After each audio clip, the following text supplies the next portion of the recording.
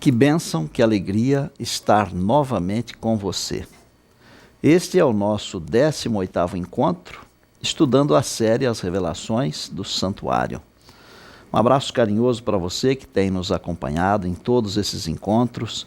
Eu tenho certeza absoluta que Deus tem abençoado a você, a sua família. Louvado seja o Senhor por isto.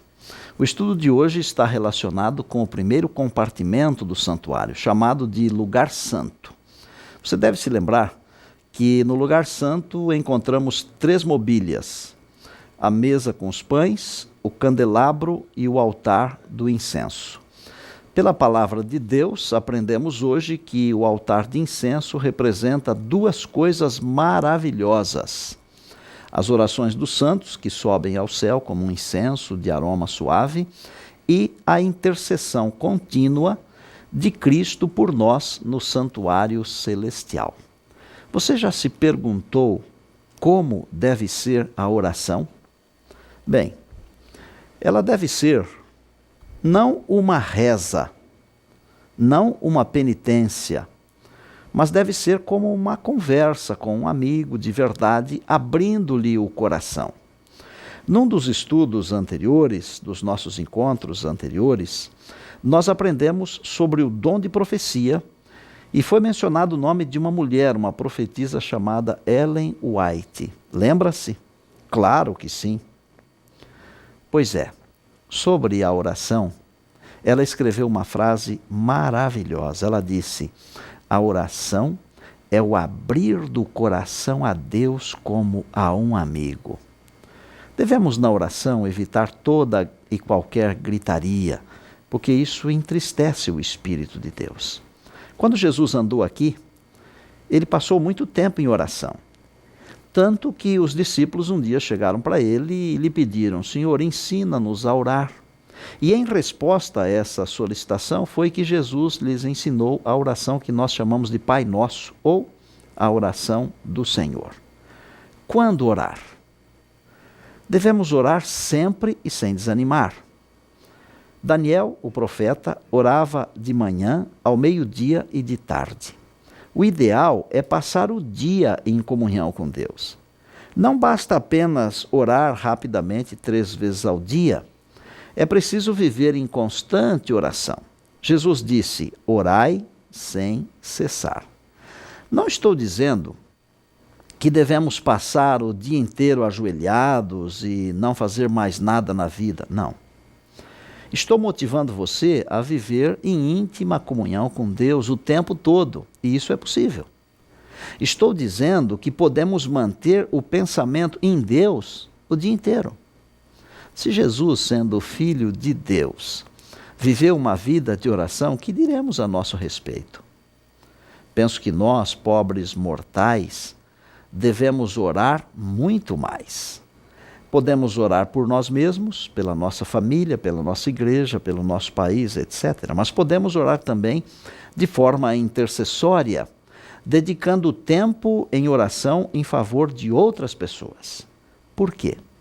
Porque quando oramos pela saúde de alguém, isso é, de forma intercessória, Deus abençoa também a nossa saúde. Quando oramos pela vida financeira, pelos filhos, etc.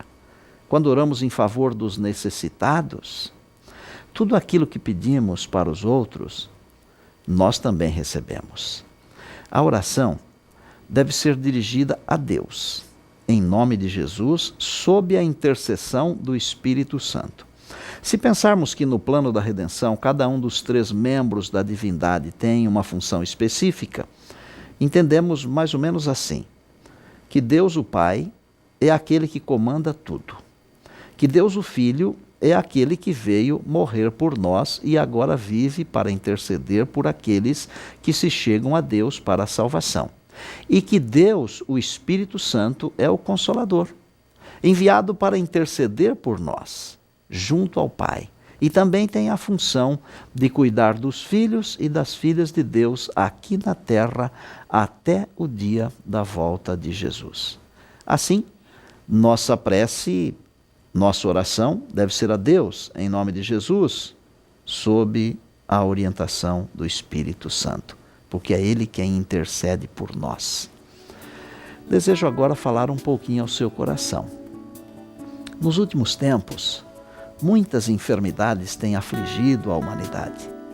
Vou citar apenas como exemplo uma receita maravilhosa para uma das enfermidades dos nossos dias: a ansiedade. Parece-me que a grande maioria dos habitantes do planeta sofre de ansiedade, não é mesmo? A receita está na Bíblia, em Filipenses, no capítulo 4, versos 6 e 7, e diz: não andeis ansiosos de coisa alguma. Em tudo, porém, sejam conhecidas diante de Deus as vossas petições pela oração, pela súplica e com ações de graça. E a paz de Deus, que excede todo entendimento, guardará o vosso coração e a vossa mente em Cristo Jesus.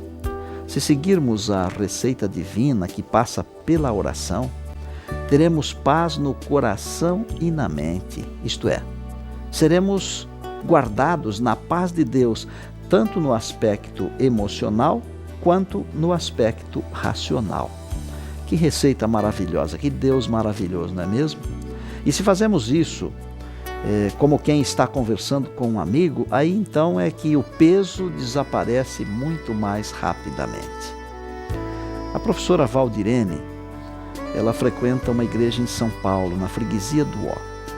Ela leu recentemente um livro dos que eu escrevi, e aqui ela descobriu um motivo de oração. Ela leu o livro As Faces de Deus, e neste livro eu conto algumas experiências.